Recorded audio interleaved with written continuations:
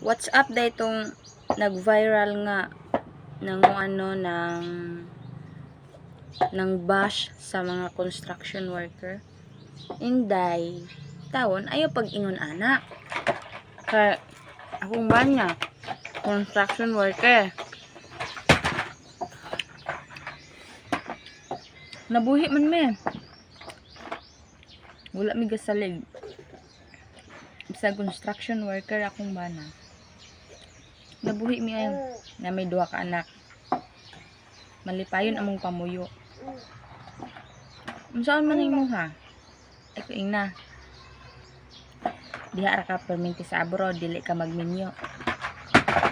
Unya di man po nimo maistorya nga seaman, pulis imong kuan. Unya manguyab puday na nimo.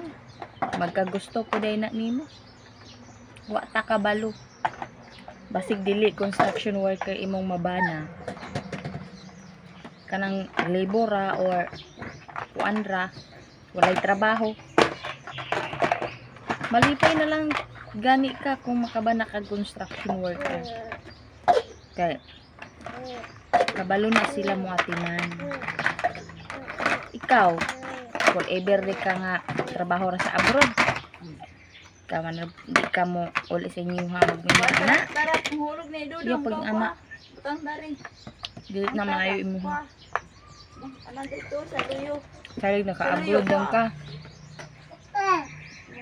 Manaway na ka sa mga construction. Pag nga na inday. Mas kuan pa, proud. Mo proud ka. Nga na construction worker. Tungod nila kanang mga dato karon nakabalay. Dako tungod sa mga construction worker. Mga albag ng anak. Bald na imo ha. May lang ganig karon sa panahon karon nindot gani nga makabana kag construction kaysa anong tambay ra.